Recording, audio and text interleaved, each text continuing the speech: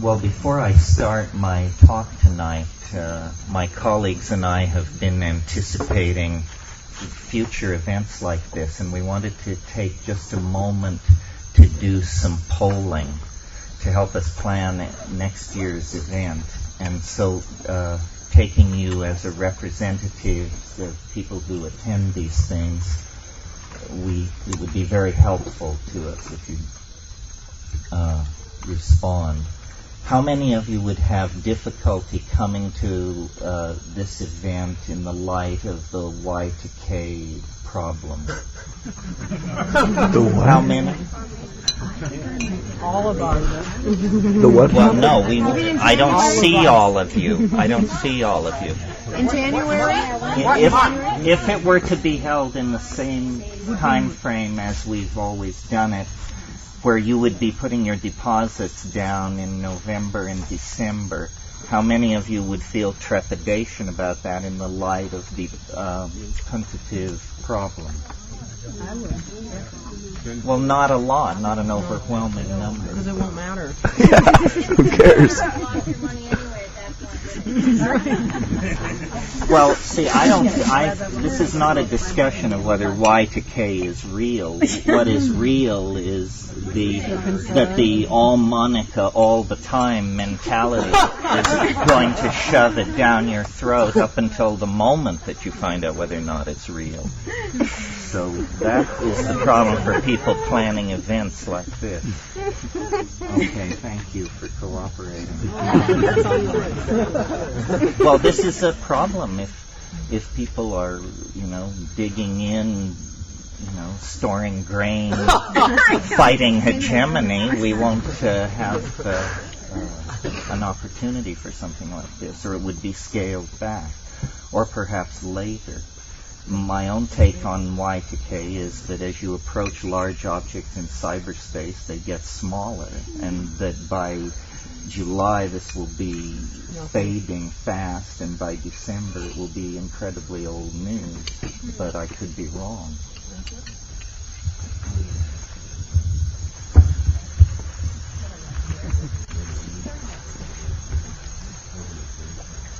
Terence, I would suggest that later in January would Check in.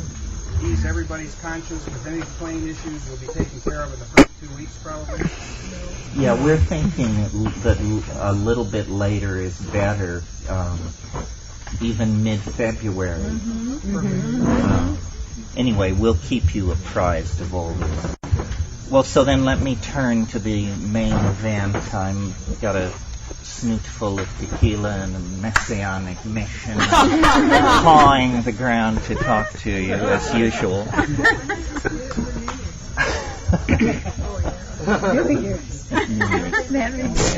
Everybody has their own news. That's right.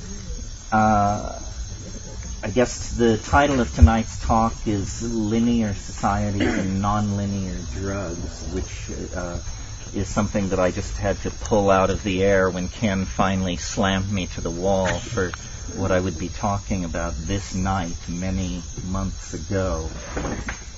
But more and more for me, especially with this group, these things have become sort of summations and I guess I hope convivial examinations of just where we are, we each and every one of us, and then this enterprise, whatever we mean by that, in the context of everything else that's happening in the world. In other words, the psychedelic experience, the entheogenic experience contextualized. And as I try to think about, what, if anything, I can bring to the party, I guess it's that what I'm interested in is psychedelics as a philosophical tool. And when I concretized that for myself, I realized there's no claims on that part of discourse. No one wants to do this. Academic philosophy is done in a very formal manner, and the most exciting is incredibly stuffy.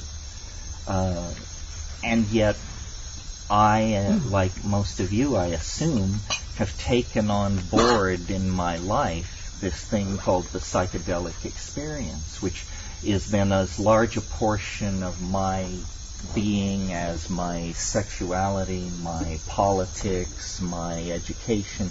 It shapes everything. And yet nowhere in the world of philosophical discourse is there any genuflection, at least overtly, made to this. I mean, maybe not since Plato, who talked about shadows on the wall of a cave and so forth and so on. Well, so what can psychedelics and the psychedelic experience bring to philosophy? And what do I mean by philosophy? By philosophy, I mean the enterprise of discursive thinking, trying to understand what the world is and who's asking the question. You know, where did the world come from? Where is it bound? And who's along for the ride? And it seems to me that we, as a community, have, this is sort of hard to wrap your mind around, at least for me, but we have, in a sense, inculcated into ourselves the image of an underclass, so that we struggle for legal toleration of our practices and our habits, but we don't struggle for intellectual legitimation of our visions. We accept that they are somehow contextually marginal. And as I thought about that, I realized that that is a limitation on the community, that the information which is coming from the psychedelic experience as interpreted by Western people is primary evidence for the need for a major paradigm shift in the whole way the Western mentality does business. Well, what kind of evidence and what kind of shift?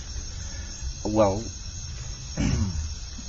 there's a lot of talk in our community, and there has been for many, many years, about shamanism.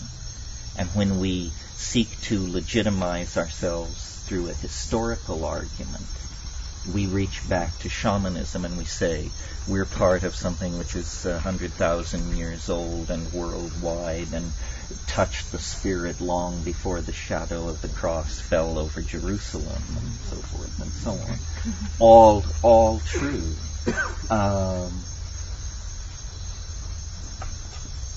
And in a way that has, I think, that tendency, which is part of the broader tendency in the Western mind to valorize and grow nostalgic over the primitive, has put a certain political cast on our stance and our position. But what we are is, again contextually, is a culture of science. And I'm speaking now of our community. It's the Albert Hoffmans and the Dave Nichols and the Sasha Shulgins who have kept our canoe afloat. These are men of science. It's methods, it's vocabulary, it's culture. We have not, though we certainly honor those people and love them, as their rhetoric is not the primary rhetoric of the larger community of psychedelic users, which tends toward this, as I refer to it, this shamanistic aboriginal nostalgia. This, I mean, let me just turn left here for a moment and say, I feel more comfortable with the scientific end of things. I think the news coming out of science is the most psychedelic news there is. When I go to the internet, I go to things like Science Alert and the Hubble Picture of the Day and this sort of thing.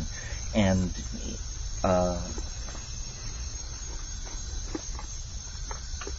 our community as a whole, I think, is not involved enough in incorporating the vistas. If, while we struggle to legalize psychedelics, psychedelic thinking is everywhere triumphant, because the instruments built by linear science throw open doorways on the unimaginable. And the most revered and hoary hefes of the scientific establishment have to genuflect before this stuff. I mean, what am I talking about? Well, for example, Science magazine wrote last week that the most important scientific breakthrough of 1998 was the apparent observation and agreement upon that observation by the astrophysical community of a cosmological constant. This sounds like very deep physics, but if I give it to you as a headline, what it means is the entire universe, every atom and every empty space of it, is ruled by a very weird force that has now been seriously known to science for precisely 5 months. A force which is apparently going to overcome gravity's tendency to collapse the universe and to cause it to expand in a very explosive and counterintuitive and psychedelic fashion that is the complete confoundment of the core science that Western linear thinking has built. And of course there weren't riots in the streets and the electricity didn't fail, but at the very pinnacles of the antenna of the evolving civilization, there was a shudder felt in the force, you may be sure.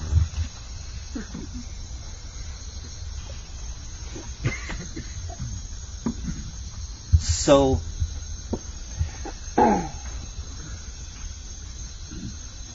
there are two much larger forces than our community that are in play in terms of shaping the cultural modality.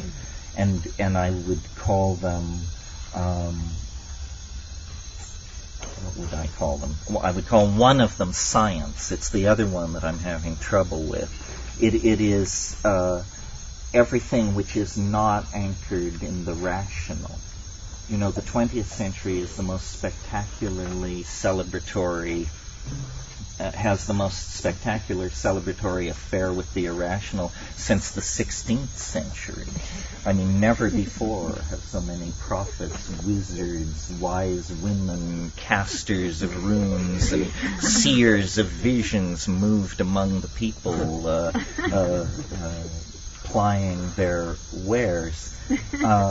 And part of this is brought on by the tension between the failure of the education system at the very moment of an inflationary expansion of knowledge, so that it's very hard to be au courant in all fields. And if you're not current in a field, then probably your version of that field is some kind of story, a myth.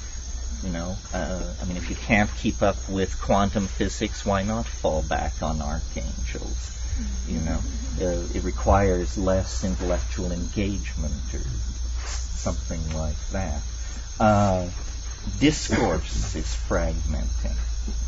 Fields of discourse are evolving vocabularies so rapidly that the understanding of these vocabularies is not penetrating very far beyond the core group of workers. So then this is creating kind of islanded systems of self-reference, where outside those systems of self-reference, information doesn't travel. The people who are the gene splicers know very little about remote sensing, and both of those parties know very little about recent discoveries in astrophysics, for example. So there's an intellectual fragmentation. I live in Hawaii and in a forest in fairly remote conditions, and so I entertain all this in my mind all the time and try to, my faith, and I assume it's the psychedelic faith, although we've had some fairly existential characters in our ranks over the years. But the psychedelic faith, I think, is that the universe is beautiful in the Platonic sense, and therefore good and true. In other words, we're optimists. We're not flailing existentialists. We're not relativists, because we have a real standard to measure our spiritual coinage against.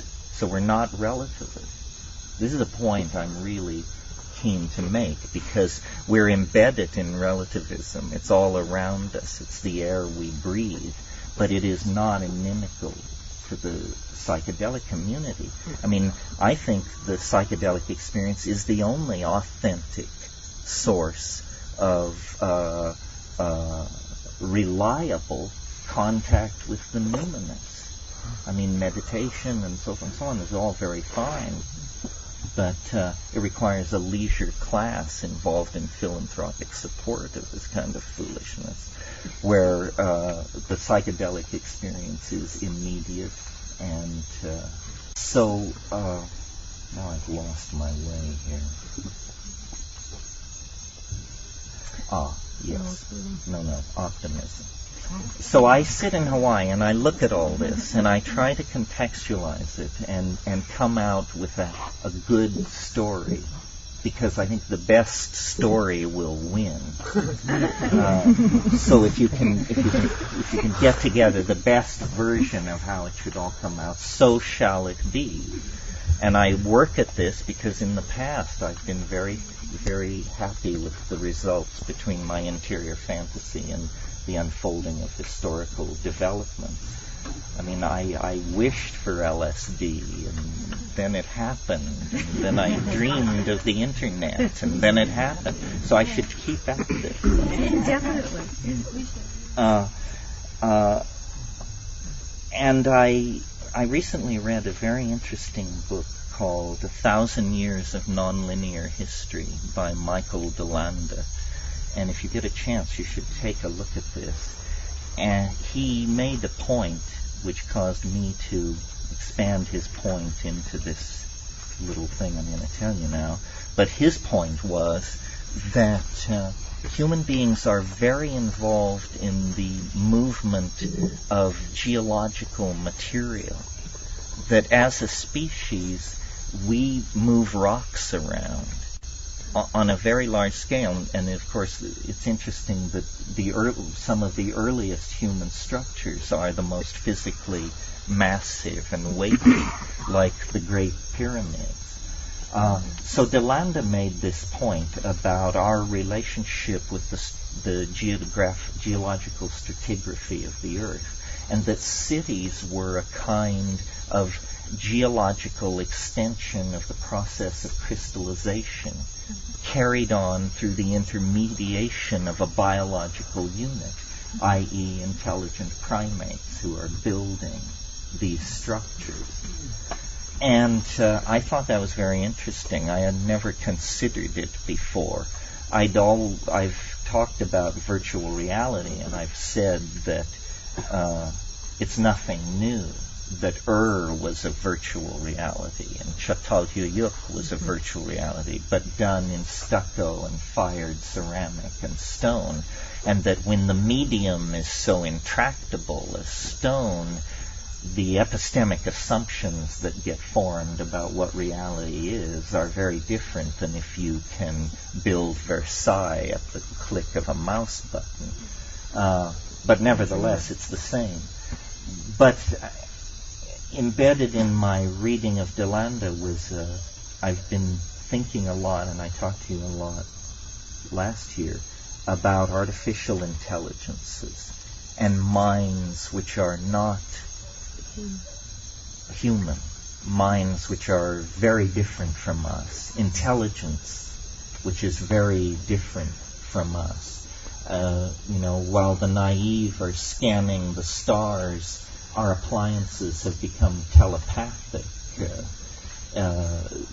There is a very strange kind of intelligence being called into existence by ourselves, strangely enough. And this is the connection to Delanda, this artificial intelligence which is being called into being by human activity is made of the same materials as and Çatalhöyük. It's made of ceramics, glasses, and metals. It's that. So then I took this on board and thought about it, and I've sort of come to some kind of cyber-pantheistic Emersonianism, which is, here, I'll give it to you as a headline and then work backwards so that in case I forget what I'm saying, it won't be lost to suffering mankind. The Earth's strategy for its own salvation is through machines, is what it is. And human beings are some kind of, we are the deputized spouse, we are the bride in this alchemical rarefaction of glasses, ceramics, metals, and volatile materials. Apparently, the Earth is like some kind of an embryonic or fetal thing. And at the end of its gestation, what is happening is it is ramifying its nervous system, is appearing in its developmental, in the unfolding of its morphogenesis. And as we contemplate nanotechnologies and see ourselves working through bacteria and this sort of thing at the engineering level, you have to be blind to not then reflect back upon the fact that in some sense we are already working at that kind of level at the behest of it is not clear who, because nobody ever asked the question in quite this way before. The answer to who, I think, is the Earth. And that what lies ahead at the end of the linear tunnel of Western subjectivist, positivist, structuralist assumptions that we've been operating, when we hit the end of the tunnel and burst out into the larger mental space of cosmic evolution, what we are going to find is that we are partners, actors in a cosmic drama that involves the Earth at one polarity and machines at the other polarity as the expression of the will of the Earth toward a kind of self-reflective transcendence that is achieved through machine-human biotic symbiosis. And this is, there'll never be a headline which says this. Some people won't even notice that it's happening because these large-scale processes can be described by many metaphors at many depths. But I'm telling you, I think this is what's going on. The reason I like this story is because it's not a story about processes out of control. It's not a story about human guilt. It's not a story full of we musts and we shoulds. It's a story which gives honor to every part of the unfolding experience field. In other words, biology, technology, human culture, human traditional values, transcendent human dystopian values. It's a story of things on course, on time, and under budget. And I assume that's how nature really operates. And that we live inside some kind of anxiety-producing culture that is a necessary, I don't want to say evil, but a necessary response to conditions of stress. There are processes which waste, nuclear waste buildup, urbanization, land disturbance. There are processes which, if allowed to run on indefinitely, would wreck the whole system and pitch it into chaos. But Confucius said, no tree grows to heaven. And what he meant by that is it's fruitless to project any process to infinity, because any process projected to infinity creates some kind of catastrophic scenario. If no fruit flies died in 6 months, the Earth would spin out of its orbit from the weight of fruit flies. No, I don't think that's true. But what an image, right? Somebody once told me if the Earth completely disappeared except for its nematodes, that you could still see the outlines of the continents if you were standing on the moon. I thought, now just who gathered this?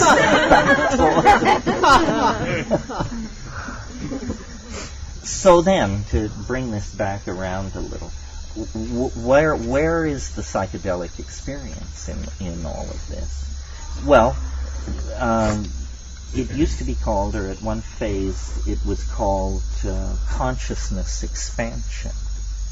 And consciousness expansion in human beings is going to become an absolute necessity. Mm-hmm. Because we are summoning out of the woodwork of cybernetic technology machines that are going to require super intelligent humans to direct and have discourse with them. This is happening. It is already happening. I mean, the internet is this. I mean, it doesn't tap you on the shoulder and remind you to brush your teeth, but it is, a partner in the understanding of the world that is genie-like. That's the image I have when I sit down to it. It is all John Dee would have asked of his archangelic messengers. He wanted instantaneous information on the political situation in the courts of Europe. He wanted information on the course of the Drake's expedition then on the other side of the planet. The internet is this kind of magical, intelligent prosthesis. And as I said, there won't come a dramatic moment, I think, a la Lawnmower Man or something like that. These things are much more seeping.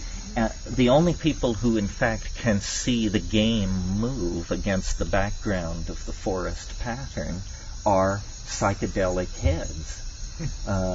You have to think about this stuff, and you have to develop vocabularies for catching it in action. This is what the game of being an intellectual is, I think. Trying to see the process of morphological unfoldment in action and guess the direction in which it's headed. Because it's inevitably headed toward greater density of information at greater speeds, higher level integrative metaphors, visually rather than textually displayed, transformation of such graphic and glyphic elements over time, it becomes more and more like the interface of a computer, more and more like some kind of machine environment. I mean, we have thought for, I assume, at least 100,000 years, maybe much longer. But the quality of thought, it was early. When it was early, it was intermittent. It was thin. It was a groping. It was an undigested intuition, a perception slipping away from the mind's eye because of media reinforcement and education and acculturation and the passage of 100,000 years. The voice of the mind, the logos, has grown stronger, but now it takes an exponential leap forward into visualization, into manifestation through this information processing prosthesis that integrates us all. And, I can imagine a future not very far away where the individual, the expression of the individual is lowered, is more muted. I mean, this is the most individualistic, individual worshipping century, the century just ending, that we have ever known. And its great accomplishments, its great works of art were all accomplished by individuals, and political undertakings such as the Third Reich and so forth and so on, also highly motivated individuals who rose above the masses. I'm not sure we can afford the luxury of that kind of exhibitionistic individualism in the future. And I think probably it's not that we're talking about a restriction of human rights. We're talking about a transformation of human drives. The states of integration and collectivity that will be sold as public utilities in the next century are anticipated now by group psychedelic experiences, ayahuasca sessions, this sort of thing. And the dichotomy, and I think I made this clear when I talked about the earth and machines, the dichotomy between the natural and the artificial is an obsession of the 20th century, hence canceled now. In fact, a whole bunch of things are canceled.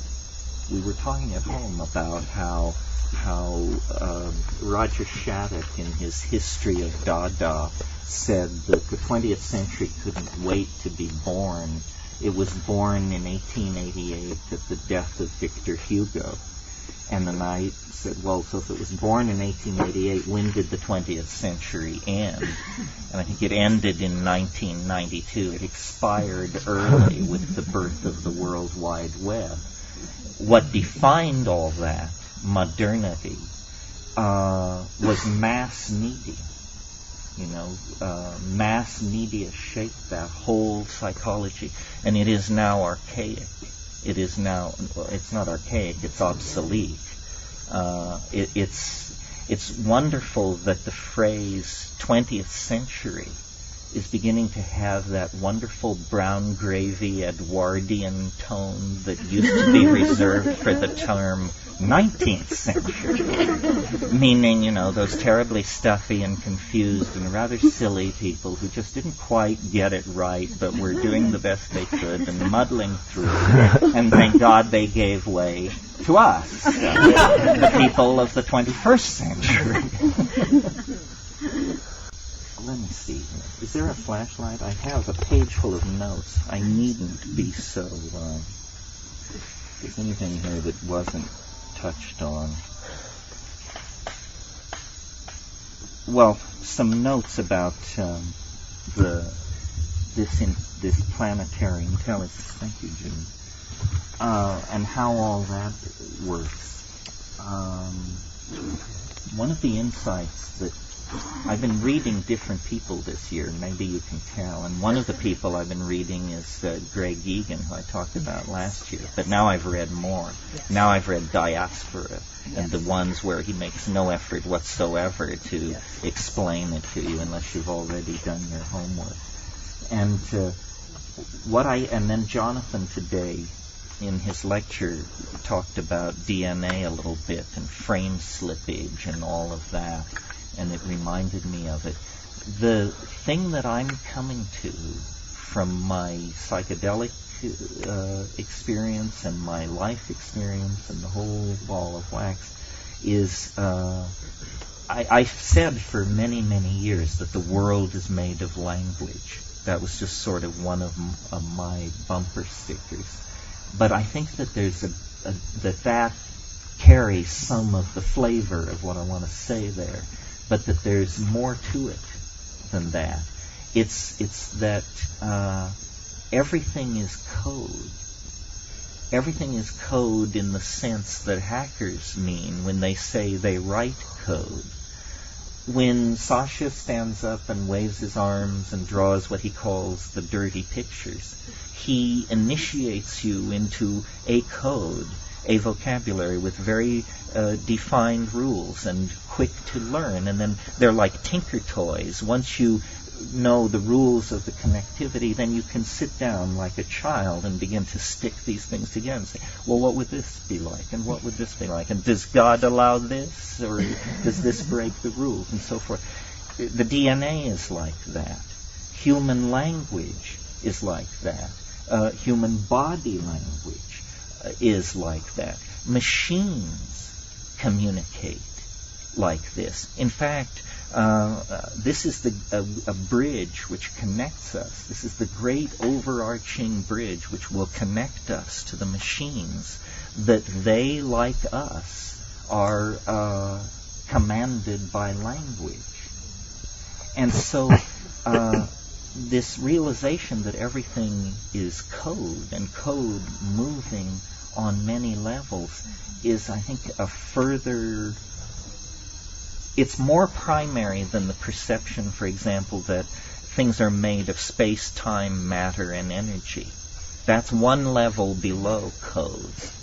The code codes for space, time, matter, and energy. It's much more like we're in a simulacrum, some kind of machine environment. And in fact, I like that idea because I've always sensed, and psychedelics have always intensified this intuition in me, that the universe is a puzzle. Life is a problem to be solved. It's a conundrum. It's not what it appears to be. There are doors. There are locks and keys. There are levels. And if you get it right, somehow it will give way to something extremely unexpected. DMT is a perfect example of that. And of course, at the molecular level, it literalizes that metaphor. I mean, the DMT is the molecular key, the extraneous object introduced into the front door of the synaptic receptor. And then, you can plunder the palace for 5 minutes.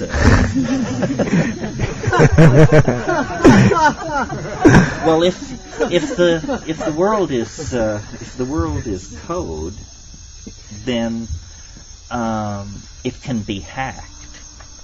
In other words, it needn't stand still in quite the same way that it stands still in your mind if you believe in something called the laws of physics.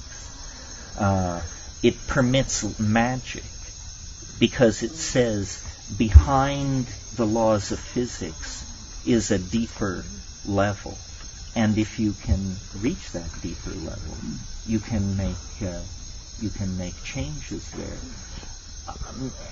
And this leads on to something that I wanted to say about an earlier theme, where I was talking about the legitimation of the community's intuitions.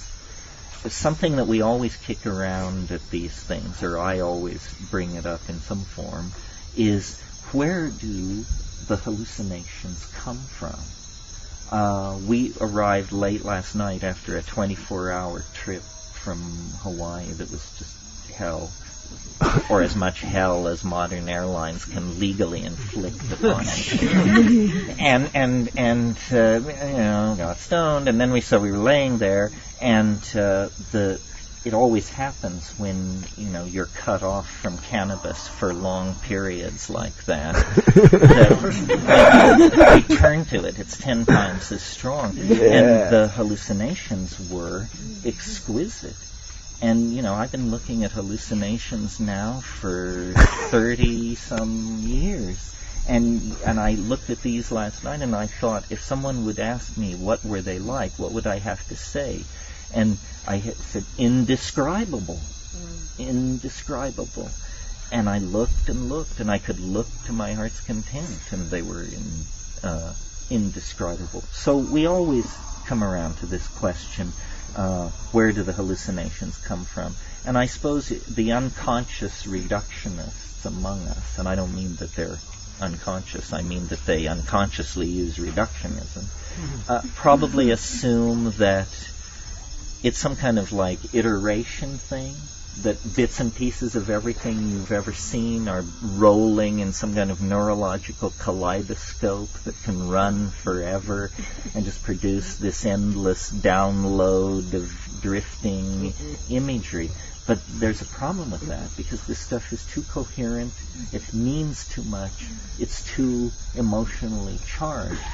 Well, we have never really rallied as a group to try and locate in our combined opinions the one or several sources of these images. And I think that and I talked a bit about this last year, but I think this is legitimate perception of thoughts, places, things, times, and objects that either have existed somewhere in the universe, or do exist, or have existed in the minds of beings somewhere, sometime in the universe. In other words, that we have to begin to take seriously the consequences of generalizations like quantum connectivity. In other words, it's one thing to bask in the light of the overarching metaphor, which says everything is connected to everything else. It's quite another thing to say, and so then what are the consequences for me of this? And the answer seems to me to be that the imagination, the inside of our heads, really is the most vast frontier imaginable. And we must leave it for future generations, or maybe not generations, but future evolutionary biologists to figure out why an animal nervous system would evolve a propensity for accessing Bell non-local data. In other words, quantum mechanically accessible data at a different level of the physics of things. There must be a reason.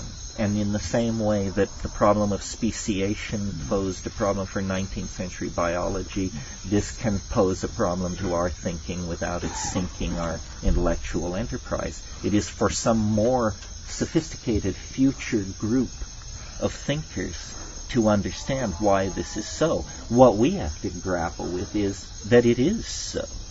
That it is so.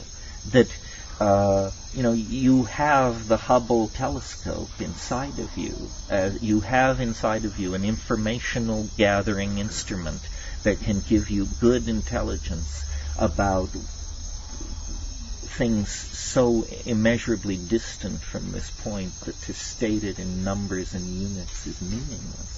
It's just elsewhere, the elsewhere of the absolute infinity of the plenum of imagination in which apparently beings rise and fall like plankton in the sea.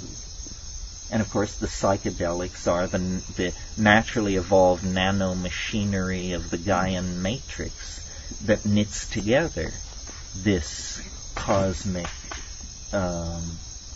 ecology, this system of living relationships. I'm not impatient with the idea of extraterrestrial life or intelligence, just its pop regurgitation.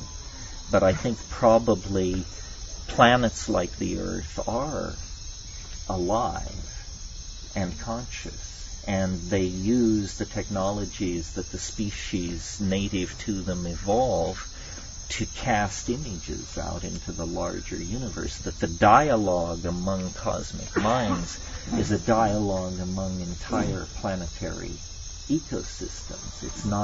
It can't be trivialized into some take me to your leader scenario. Still less can it validate the unscheduled visit of pro bono proctologists from nearby star systems. You have to get a grip. Well, so let's see. What there's anything else here? Can I have the light, please? No, I'm fine. Oh, I know. One other thought that in assessing this year in science, I talked about omega, the cosmological constant. And that is really incredible. In fact, let me do a personal breast beating thing and point out to you that this thing that they have come upon, omega, the cosmological constant, this absolutely, 50 years ago or so, Einstein called it the biggest blunder I ever made, because he played with the necessity of this thing to keep the universe from falling in on itself, and then he decided it was an unnecessary construct and that it led to such weird conclusions that it had to be gotten rid of. And so that was all very well and good until these recent measurements of the distances of certain supernovae carried out independently by several teams of astrophysicists brought the news that the universe is expanding faster than the laws of physics allow. And when they looked at how much faster, they realized that it called the cosmological constant back into existence. Well, but here there are a couple of things about this cosmological constant that are very counterintuitive. The first is that it acts on empty space. It does not require matter to manifest. It is a property of space itself, the cosmological constant. The second thing is it's a repulsive force that is growing stronger and stronger. Forces don't grow stronger and stronger. They grow weaker and weaker. Gravity grows weaker, light grows weaker, everything grows weaker. This force, as time progresses, gets stronger and stronger. Well, that means when you project it out toward, billions of years into the future, it becomes the dominant force. It overcomes gravity, it overcomes the strong force, the weak force, it overcomes all the forces, it becomes the dominant force. The other thing about it is that it becomes stronger not on an even slope, but asymptotically. It becomes stronger. Well, now this produces something very much like what I've been yakking about since 1971, the novelty wave, the so-called time wave. It too grows stronger and stronger through time, and it too has this kind of built-in asymptotic acceleration where it experiences a kind of inflationary expansion in power. The two map over each other very well. But when you talk, returning now to the cosmological constant, when the astrophysical community realized the consequences of taking this on board, they realized that it was dissolving the entire model of what cosmology has been throughout the 20th century. Because what it's really saying, this discovery, less than 6 months old, is that space itself is in the act of exploding, that the universe is on the cusp of an inflationary phase of expansion similar to the inflationary expansion that occurred at the time of the Big Bang. What would this look like? What would it feel like? Nobody can even imagine. It is not upon us. I don't mean that. but I mean that in the near future of the universe, in the next billion or 2 billion years, things will change very, very dramatically. Everything will begin to rearrange itself according to the expression of this asymptotic power. So that was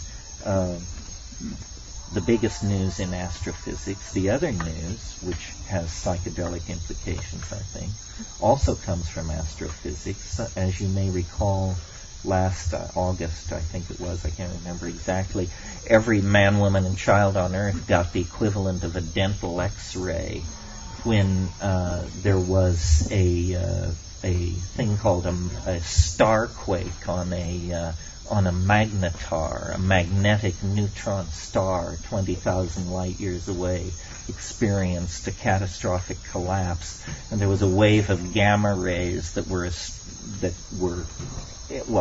turned on every light in the system when it hit the planet. And an event like that had never been observed before.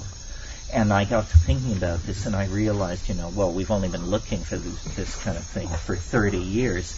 There's probably quite a bit of this kind of anomalous, high-energy, short-duration fluctuation of radiation going on in the galaxy. And then I had a kind of an image, I wouldn't say a vision, but a kind of an image of how things are really arranged on the larger level in terms of the galaxy. And the image was of a donut. And we're accustomed to being told that we're out at the edge of the Milky Way, where stars are few and far between. That this is the boonies, in other words. But I'll bet you the boonies are where biology thrives, because the low star density and the distance from the galactic core and these extremely energetic events at the core would create a kind of donut situation, where it's the toroidal area out near the rim where stars are slow burning and they don't collide with each other and planets can form, and you get the 5 billion year run you need to get to civilization. But a rule of biology and strategy and everything and religious practice, as far as that's concerned, is seek the light. Well, the light is at the core. And so then I saw, maybe the true seeking of the light requires biology to go into partnership with something beyond biology, because the environment at the core is so energetic. And I'm not suggesting the actual core. That's beyond contemplation. That's a black hole. No technology imaginable can get even near the event horizon of an object like that. But I mean in the vicinity of the galactic core, where the star density is 200 to 300 times greater than it is in our vicinity. Those kinds of environments are so fraught with peril for biology that probably downloading ourselves into machine symbiotes of some sort is the only way to go to those places. In one of Greg Egan's novels, he pictures a human future where this is one option. You can fuse yourself with a starship and set out to check out the neighborhood. Or you can join the Amish and till rye in Pennsylvania. Actually, I think you can't do that because something's happened to the Earth. But some Hamish possibility is still available. Well, this is not like the sort of thing the other faculty members will be talking to you about, which is an intense and primarily important download of the homework, the chemistry, the botany, the behavioral impact, the archaeology, the ethnography of these substances. I ask myself all the time, how are we different from other people? Are we morally superior? Are we smarter? Are we richer? Are we kinder to the people we meet? And actually, the longer I look, the less I can tell.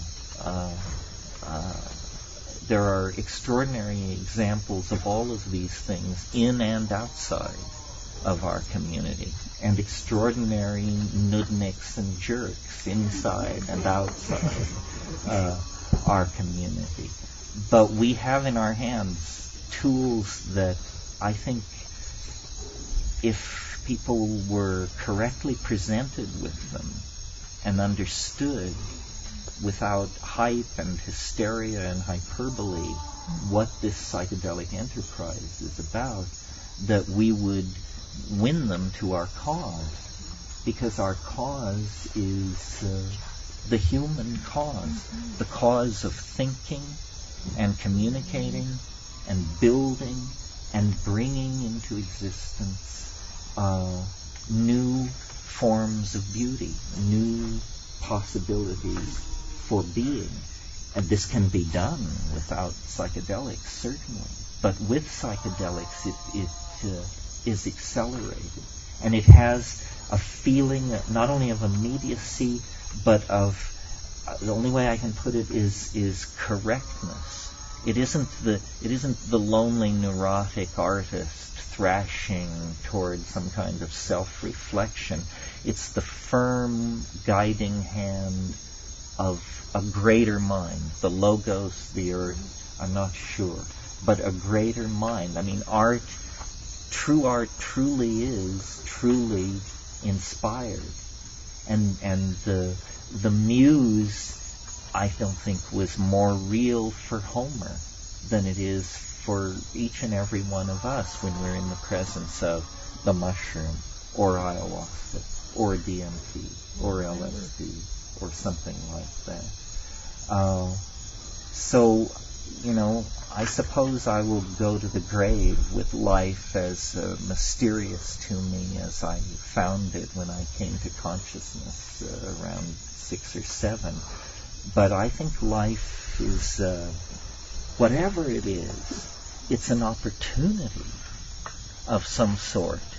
And the things I have been most grateful for were the things that I met at the frontiers of knowledge, of sexual experience, of psychedelic experience, knowing, feeling, and being one with being are how I would categorize that breakdown.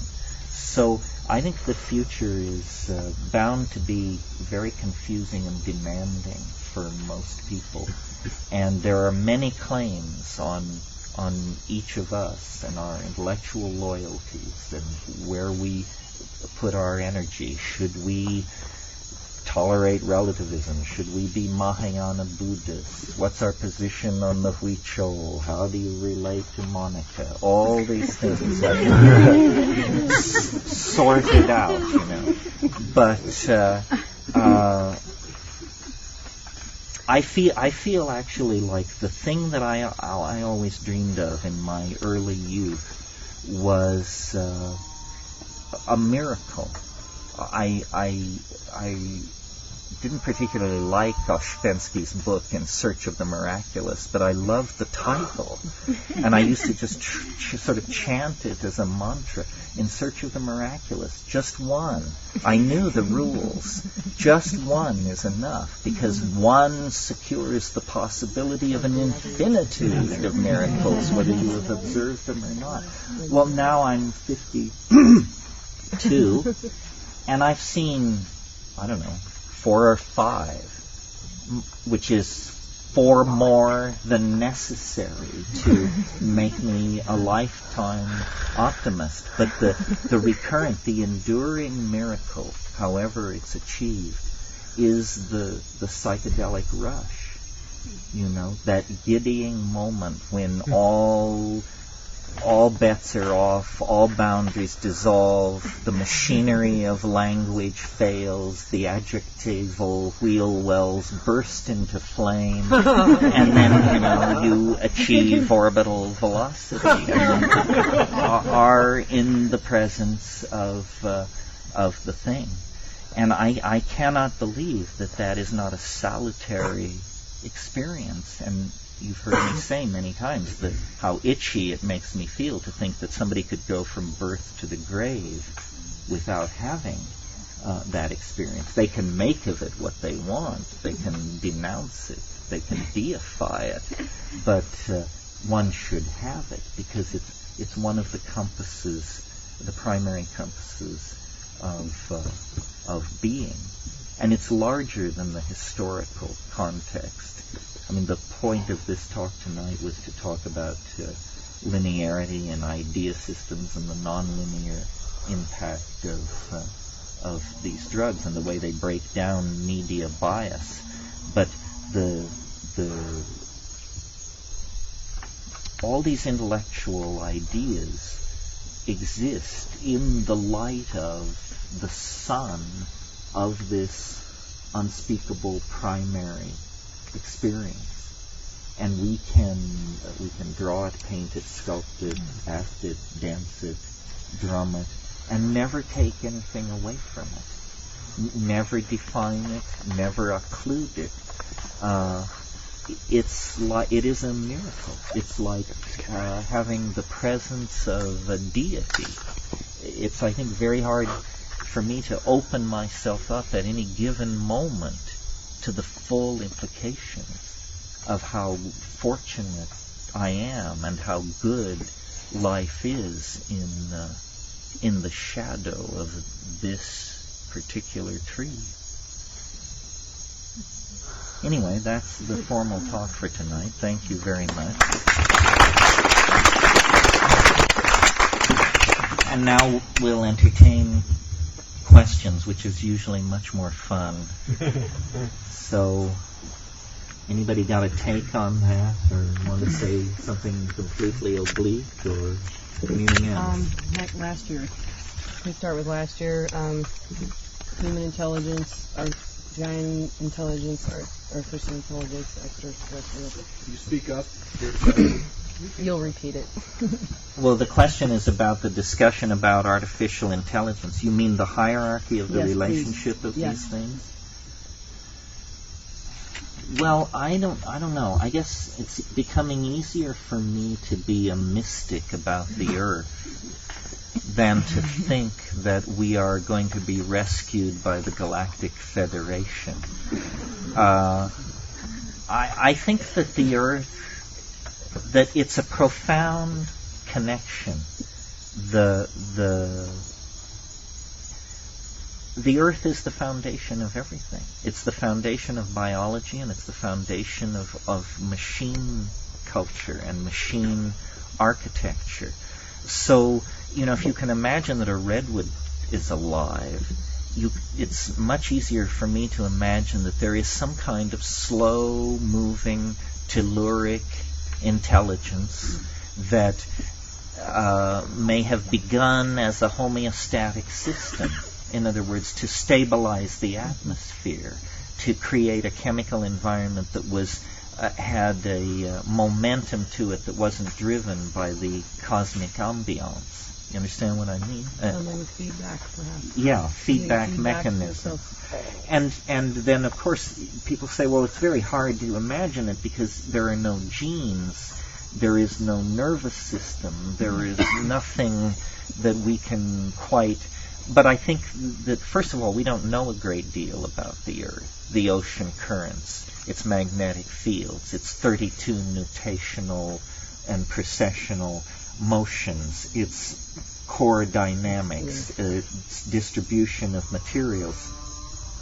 It is complicated, and that's what's always required for self-referential and feedback systems to evolve. Life evolved on the surface of the Earth. Now, in the usual story of this, the Earth is not a major player. It's just sort of where it happened. But on the other hand, what if you took the view that the Earth permitted or coaxed into existence or made possible or encouraged or enzymatically catalyzed these processes? And the geomagnetic reversals, the glaciations, the ebb and flow of nitrogen levels in the atmosphere, all of this has pumped biology. And it's always been presented as, well, the cosmic environment is unpredictable, and so you get fluctuations introduced from the outside by random factors, asteroidal impacts, so forth and so on. But again, this is just a first try with the data. This is just somebody blowing smoke, basically. The fact is, you're presented with an extremely organized and coherent situation, the Earth with its many species and ecosystems, and you don't know how it got there. And you don't know where it's headed either. Now, our culture is a culture of guilt, and so the story of civilization is supposedly a story of rape, mayhem, turning the wrong direction, losing the connection. To some degree that may be true, but I think it gives much too much credit to humanity in that it actually hypothesizes that human beings, a primate species, could overwhelm nature's dynamic drive toward order and beauty and take control of things. Well, that's our myth about ourselves, is that we can take control. But we never have gotten control. All of our societies have been a mess. All of our explorations have been brutal and negatory. So, and now comes the machines. And they are produced by biology, which comes from the Earth. And what are these machines made of? Well, glass, crystal, arsenic, copper, gold, all these things, and they're being hooked together exactly on the model. Clearly the machines are modeled on biology. We talk about connecting them. We talk about languages. We use a vocabulary that we had previously used for biology to talk about these things. And you see there's a funny thing built in there, which is we are designing the machines to be more and more intelligent. But what we don't understand is that they operate in a different universe from us because we operate at about 100 hertz. A machine you can buy down at any computer store operates at 400 megahertz. That means that you can run an eternity of human lives in an afternoon. It means, in a way, that we are creating a creature that lives in a different kind of temporal universe than us. And we are teaching them to design themselves to be ever more intelligent. And once some kind of intelligence arises, because it's intelligent, the first thing it does is design a more intelligent version of itself. Well, at 400 megahertz and with a worldwide amount of processing power to draw on, you can imagine something coming to embryogenesis in a matter of hours. Something emerging, recognizing itself for what it was, and then just starting up the ladder. And what would this look like to us, and where is our place in it? This is the adventure of the future. We are going to be a different kind of people because we're going to have to live in the presence of alien minds that will be manifestly and obviously alien. They won't hold back, and they're not going to be, at every moment interested in us either. In fact, we will become, a footnote in their encyclopedia of being, and what they become in our encyclopedia of being remains to be told.